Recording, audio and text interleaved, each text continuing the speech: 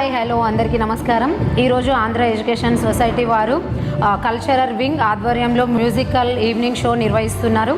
ఇక్కడికి గెస్టుగా మనకు అందరికీ తెలిసిన వ్యక్తి, మనకెంతో సుపరిచితులు, ప్రముఖ బాలీవుడ్ హాస్య నటుడు మరియు ఒకప్పటి ఇక్కడ ఆంధ్ర స్కూల్ స్టూడెంట్ మరియు 200కు పైగా సినిమాల్లో నటించి వారి హాస్యంతో మనల్ని మెప్పించారు. ఆయన ఎవరో మీకు తెలుసుకోవాలని ఉందా? ఆయన ఎవరో కాదు, మన జానీ లివర్ గారు. సార్తో మన స్పెషల్ ఇంటర్వ్యూ. నమస్తే సార్.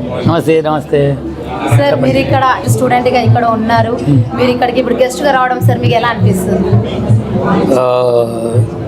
చాలా సంతోషం, ఎంతో ఆనందిస్తున్నాను. వాళ్ళు వచ్చి వీళ్ళందరినీ కలిసి ఒకప్పటి స్టూడెంట్ ఇప్పుడు గెస్ట్, అది పెద్ద మాట, చాలా నాకు అది చాలా పెద్ద మాట, పెద్ద విషయం. సార్ మీరు మన తెలుగు వారు అవునా?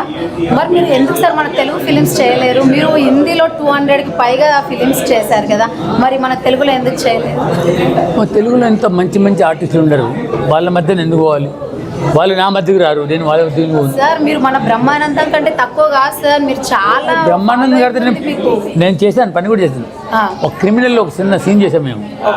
కానీ వాళ్ళు నేను అక్కడ ఎక్కువ చూడలేదు కదా, అక్కడ అబ్జర్వేషన్ లేదు. అక్కడ నేను ఎక్కువ చూసుంటే కొన్ని క్యారెక్టర్స్ మనం చేయగలం. క్యారెక్టర్ నా స్టడీ, నా అబ్జర్వేషన్ మొత్తం ఇక్కడనే, బాంబేలోనే, మొత్తం ఆల్ ఓవర్ ఇండియా. అందుకోసం నేను వీళ్ళ భాషలు, వీళ్ళ మాటలు, వీళ్ళ పోటలు, వీళ్ళ స్టైల్ అంతా పట్టుకున్నాను. నేను అక్కడ ఉండలేదు కాబట్టి అక్కడ మనకేం తెలియదు. వీళ్ళు అక్కడ అలీ, బ్రహ్మానంద్ నాకు మంచి స్నేహితులు. అలీ నాకు చిన్నప్పటి నుంచి తెలుసు, వాడు 10 సంవత్సరాలు లేదు అప్పటి నుంచి నాకు తెలుసు. Ali is my best friend, like my younger brother. వాళ్ళు ఎంత మంచి ఆర్టిస్ట్, ఎంత మంచిగా పనిచేస్తారు, ఫ్లూయెంట్గా తెలుగు మాట్లాడతారు. మనకు తెలుగు ఇంత ఫ్లూయెంట్ కూడా మాట్లాడలేను, అందుకోసం చేయొద్దు, హిందీలో చేయాలి. కానీ నేను ఎన్నో ఆఫర్లు వచ్చాయి. చిరంజీవి గారి తమ్ముడు కూడా ఒకసారి పిలిచాడు. ఇంకా మళ్ళీ కిక్ డైరెక్టర్, కిక్ సినిమాలో డైరెక్టర్ మా ఇంటికి కూడా బాంబే వచ్చి కలిశారు ఒక సినిమా కోసం. కానీ నేను దగ్గర డేట్ లేకపోతే నేను చేయలేకపోయాను. కానీ ఎప్పుడు నాకు అవకాశం దొరికితే నేను తప్పకుండా చేస్తాను. మేము కూడా వెయిట్ చేస్తున్నాం సార్, మీరు తెలుగులో ఒక ఫిలిం చేయాలి. మరి మీరు ఇక్కడ చదువుకున్న వయసులో మీకు ఎలా వచ్చింది సార్ ఇక్కడ బాలీవుడ్ అంటే మీకు ఆర్టిస్ట్గా అంటే ఎలా ఛాన్స్ వచ్చింది సార్? మీరు మన తెలుగు వారై ఉండి ఎంత బ్రహ్మాండంగా హాస్యంతో అందరూ నవ్విస్తుంటారు కదా, అదే సార్ మీకు ఎలా వచ్చింది ఆఫర్? ఇది బాగుంది టాలెంట్. పుట్టినప్పటి నుంచే ఏదో దేవుడు ఆ కళ మనకి ఇచ్చేస్తాడు. ఇది నేర్చుకునేది రాదు, మనం నేర్చుకోవాలి. ఇది వస్తానే ఉంటుంది ఆటోమేటిక్. చిన్నప్పటి నుంచే ఇది మా స్కూల్లో కూడా అందరి టీచర్లు కాపీ చేయడము అవన్నీ చేసేవాడిని స్కూల్లో. చేస్తూ కళాకారుడు అయిపోయింది. సార్ నిజంగా మీరు ఆంధ్ర స్కూల్ స్టూడెంట్ కావడం ఇక్కడ పిల్లలందరికీ చాలా లక్కీ. అందరు చాలా హ్యాపీగా ఉన్నారు సార్ మిమ్మల్ని చూసి, మేము కూడా ఈరోజు. సార్ మరి మీరు మీ ఫాదర్ గారి పేరు ప్రకాష్ రావు గారు అని విన్నాను సార్, మీకు లివర్ అని పేరేంటి? జాన్ లివర్ అని ఆ బిరుదు ఎలా వచ్చింది? నా పేరు జాన్ రావు. అదే ఆ లివర్ ఎందుకంటే నేను హిందుస్థాన్ లివర్ ఫ్యాక్టరీలో పనిచేసేవాడిని. Okay sir. అక్కడ నేను మా నాన్నగారు అక్కడ పనిచేస్తున్నారు. మళ్ళీ నేను కూడా ఆయన సర్వీస్ మీద తగిలాను. 6 సంవత్సరాలు అక్కడ పనిచేశాను. సివిడీలో ఫ్యాక్టరీ ఉంది, సివిడీలో.